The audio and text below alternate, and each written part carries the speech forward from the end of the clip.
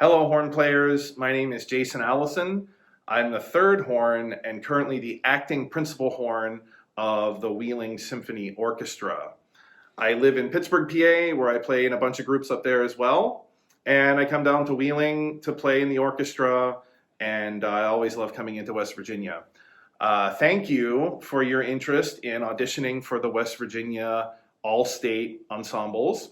And the two etudes that we have here are a nice complementing set of etudes. So the first one that you just heard is listed as number 84, Andante Konmoto. This is a really beautiful etude. It can be a little stressy with some of the high notes that are in there, but we'll talk about that in a minute. The most important thing to think about this is that it is a singing, beautiful piece. It's a little cloudy in the A minor. So one of the things that can be really helpful is to play an A minor scale before you play this, when you're practicing this. Obviously, you can't do that in the audition, but when you're practicing this, it can really help to get your mind in that minor feel. And I would practice an A minor, natural minor scale. So 2 octaves, just slur it just to kind of get into the zone.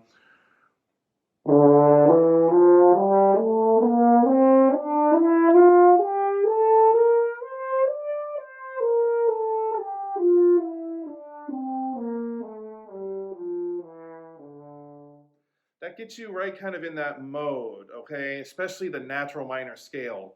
And then that sets up the beginning nicely.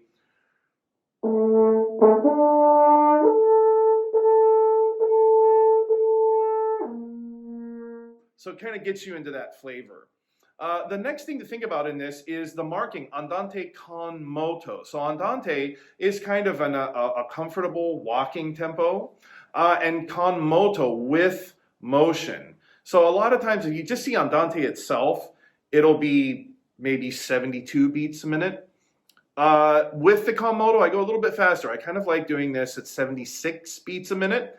You might want to experiment with that. You don't want to go too fast because you don't want the 16th notes, the dotted 8th, 16th notes, and the triplets later in this piece to feel rushed. They should feel very natural. In the first couple of bars, you want to think about those repeated E's. Da, da, da, da. Think about connecting through those notes. We have a marking here where you see 2 staccatos underneath a slur.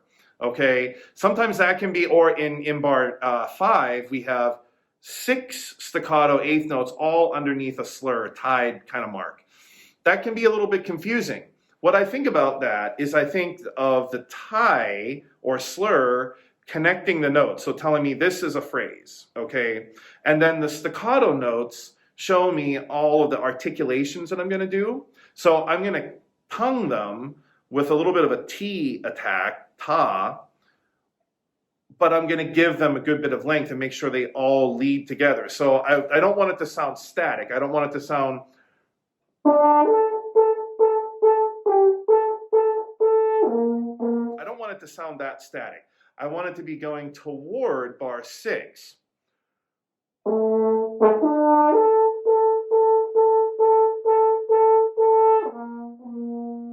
Okay, and the dynamics help with that crescendo leading to that little diminuendo. Things like that will help this piece sing. In general, throughout this piece, you want to think about how are the notes moving from one note to the next. Think about how the end of one note leads into the beginning of the next note to set a nice phrase that you can communicate. When we get over to the pickup to bar 9, where it goes to the forte sound, really open this up. You don't want it to be a really aggressive sound, but you really want to let this open up a lot more so that you really get a nice full tone.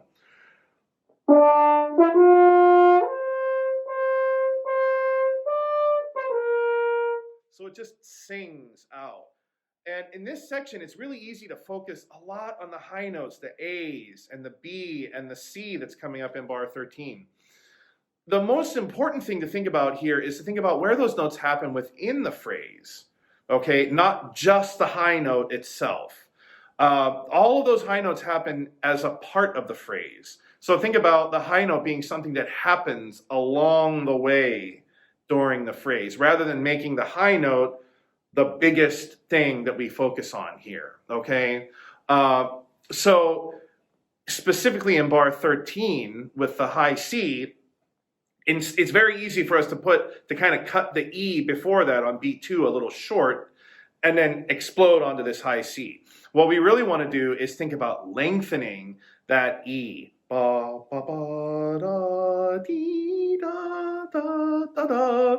Okay, that will really, really help you connect this phrase and not make the high C like bang, like jump out of nowhere.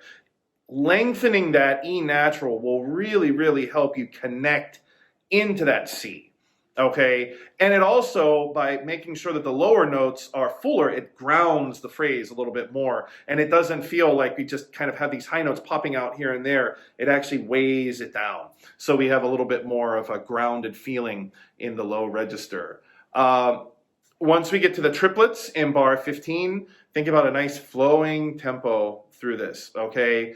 It's a challenge with the way these arpeggios are broken up. So you can break these down into just practicing the first 2 slurred notes of each of those triplets.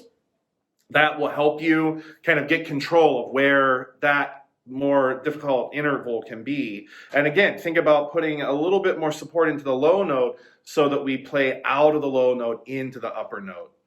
And then in bar 16, or I'm sorry, the pickup to 17, those 16th notes, we kind of reset there. We had this big moment, now we come back, and we're a little bit more quiet again. And we're a little more like the A minor cloud has come back over us again.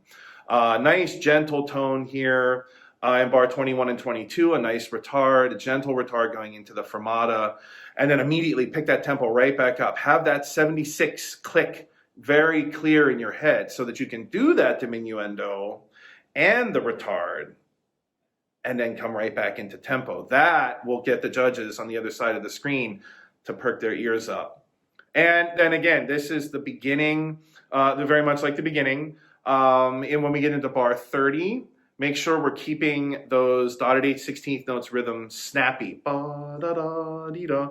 Da, da, da, dee, da, da, da, da, da. A good way to practice this is actually to tongue the 16th notes that we would be counting in our head. So in bar 30, we have a dotted 8th note for an A and then a C natural 16th note. So think about da da da da da. I'll actually tongue those 16th notes.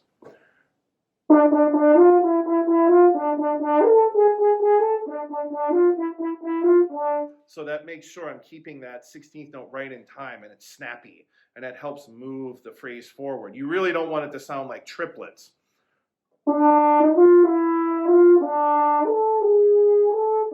That's not the right rhythm. We want to make sure it's nice, snappy. Okay? And then we move through these 16th notes. It's just a nice, calm flow. Don't worry so much about the forte on the A. Going up the scale will make the crescendo for you. You don't have to push the gas pedal down too hard on that. It's just going to come out very clearly. And then a nice reset. Ba, ba, ba. And hold on to that A under that fermata as long as you feel comfortable holding it. Thank you, and I hope this will help you with this excerpt.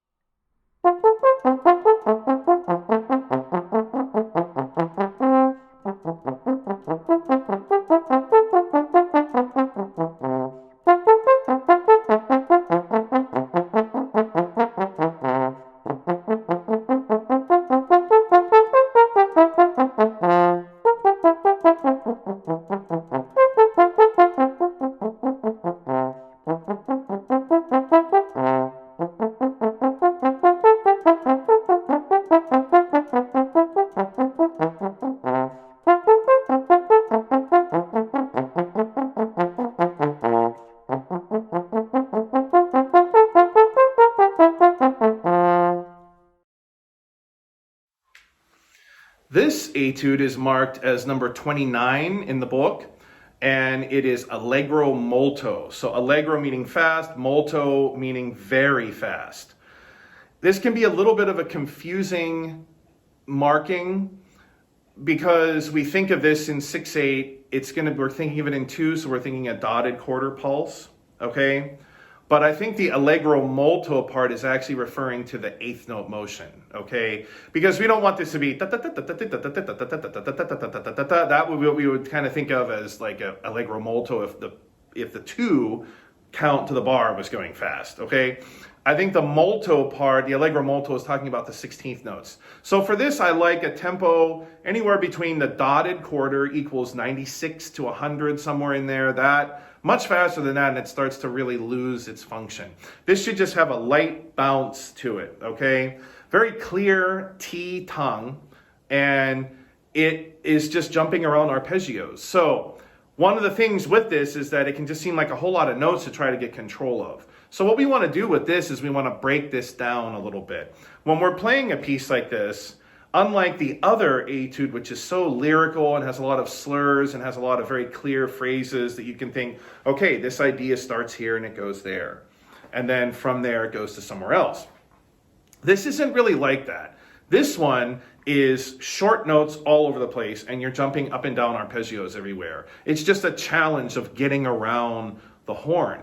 So what we want to do is not try to play this beginning to end all the time, or one little chunk over and over and over and over again. We have to attack it from a couple different angles. So one of the things I like to do when I have pieces like this, etudes that are so articulate like this, is I like to do the opposite. So I break them down and I slur them. So I slow it down a little bit, and I'm going to, in bar 1, we're going to slur 3 of the 8th notes at a time, C, E, G, G, okay? And slur them easily. Then I'll take a breath and then do the next group of 8th notes, G, C, E, E, okay? Like this.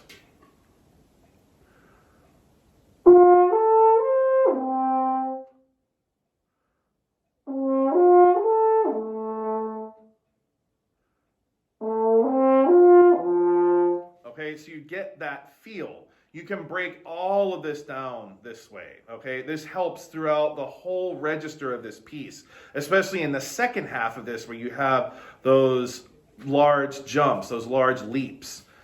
Think about it's like shifting gears. You want to think about going from in bar 18 into bar 19. You have the low G and then up to the G at the top of the staff. You just want to think about that as being like shifting gears.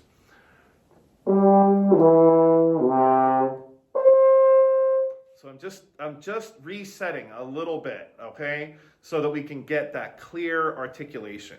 You also want to make sure you're not tonguing too hard. Because if you're tonguing too hard, you're going to start to feel a little tired back in the back part of your throat, kind of where the large part of the tongue muscle is. And if you start feeling that, then that's telling you you're tonguing a little too hard. You want to lighten it up a little bit. Think about how little effort it takes to say ta ta ta ta ta ta ta ta ta ta ta ta ta ta ta ta ta ta ta. Okay? That doesn't take very much effort. Also, think about where your tongue sits in your mouth and what part of the roof of your mouth your tongue hits when you say T, like tabletop. Say the word tabletop and see where that sits. What's your tongue doing when you say tabletop? And then try to articulate these staccato notes close to where your tongue is when you say tabletop. And you'll get a nice, crisp articulation.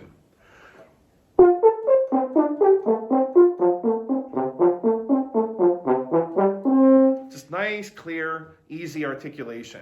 That's the main challenge of this exercise, and keeping it under control. So 96 to 100 for the dotted quarter note is a goal tempo. I really wouldn't go much faster than that at all. And 96 is a very comfortable tempo. I believe that was the tempo that I did in the recording.